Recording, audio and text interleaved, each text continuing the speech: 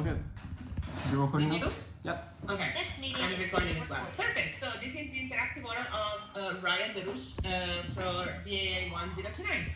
So Ryan, why don't you start with a topic that you like? We'll start off with deontology. So what is moral? Perfect. So deontology is basically the intrinsic value of human life. What is moral is objective and it applies to all universally. It focuses on the nature of the action as opposed to the consequences.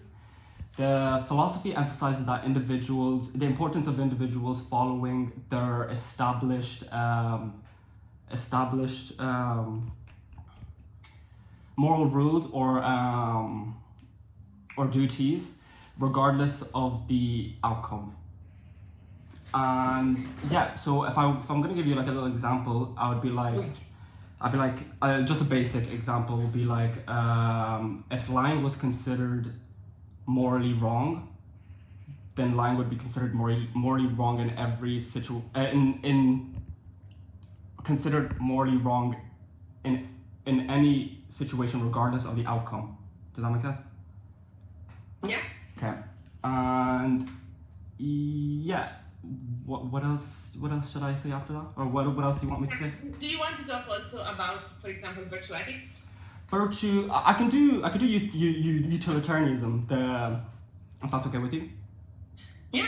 So utilitarianism, I struggle to say this, but It's utilitarianism. okay. I understand what you want to say. Yeah, it's a form of consequentialism. Yes. The morality of action based on the morality of action is based on their potential consequence. It focuses on maintaining happiness or minimalizing suffering from all parties included. So. Can you give me an example? For example, the trolley problem, how it applies to. Oh, I didn't use. I came up with my own one. I was like I came up with. Please go ahead. It's another. It's a. So it was. So the phrase I put down for it is do the end. So basically, let's just say consequentialism instead of that. The bullet point I remember I put down for like the overall would be do the ends justify the means in the end. That's what the overall like, I guess, concept of it. But for an example, I would say like the lying situation. If lying in a specific situation would result in a positive outcome, then is it really that immoral to lie? Okay. Like, So okay. now, Ryan, you're doing very well. Yeah. Okay, so relax because this is what we needed. Oh, it's actually. It's okay. Now relax. I can see you, but relax because you're doing well. Okay. So now, tell me about the levels of responsibility in terms of ignorance in the Boeing case. So what's the level of ignorance of the CEO and the level of ignorance of the passengers? Okay, so the CEO would be the intentional ignorance because at the end of the day, they should have known. They should have known the procedures and everything like that. So but instead of prioritizing the passenger safety, they prioritize their shareholders and profit and their market shares instead of. So they knew the fault, like they knew their faults, but they withheld it because it would cost too much money for them to redesign. So what kind of ignorance is that? Intentional. Perfect. Okay. What about the passengers? Passengers will be insurmountable because they wouldn't have any knowledge of what the aircraft's situation is or what the diagnosis is. It's up to the passengers trusted the airline to make that moral call and keep them safe, but they failed to do so. Okay, and what about the FAA? The FAA, I would say. Do you mind looking at the camera? Oh, sorry. Yeah, no, I'm just thinking. The FAA would be.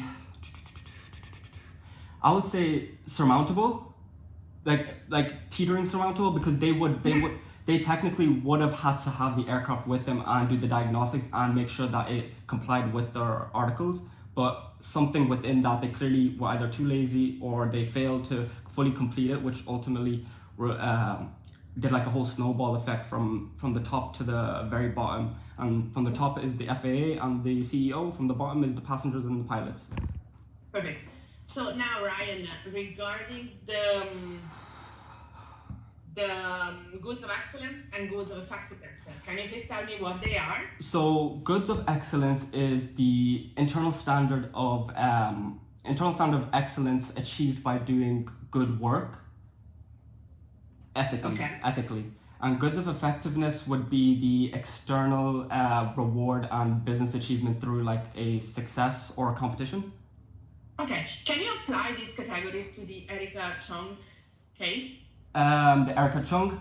So for the goods of effectiveness, she very heavily prioritized the overall view of the company, like the overall view, instead of worrying about the act. Like she had the, how would I say it? Like she just give me 1 second to think. Yeah. She had. She's the one who made the. She's the one. What was she doing? What? Sorry?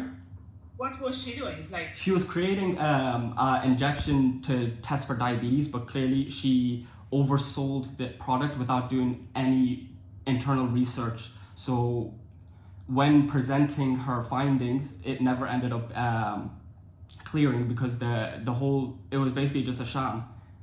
And Okay, sorry. Okay, perfect. So what's the excellence of Erica? Like, what did she do? So the excellence would be that she was working, she had a good idea. She was working for the people to create a new form of identifying diabetes and different types of and it was about blood testing, okay? Blood testing, yeah. That's no problem, it's a detail. Like the important thing is that who was she in the company? She was the CEO. The brains. No, Erica. Erica. Well, okay, we can talk to another case. Sorry. But you're doing well, don't worry. So she was the whistleblower. Yeah. Okay. Yeah. Oh, and she was presenting at the conferences as like very like adamant that the product works and this and that like. Okay. Just 1 second. Okay. Then the other thing I want to know. Can you please tell me about one of the readings? So like the Anthropic case or something? So one of the readings, so either the virtues of COVID pandemic, meaningful work and management, the virtues of COVID, for example, if you have that, like please tell me about that. So basically the virtue of COVID basically is to determine whether working at home or working in the office is more beneficial or does more harm than good.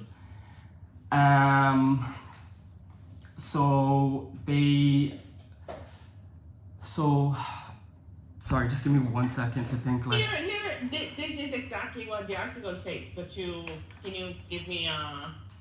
So, people, I'm gonna try and like put it into the ethics. So, the COVID-19 pandemic, because the article argues that working from home can be either a positive or a negative, like a detriment. Exactly. Using virtue ethics, you can further for virtue ethics, the author focuses on three key virtues, which is moderation, integrity, and mercy. Sorry, would you like me to describe them?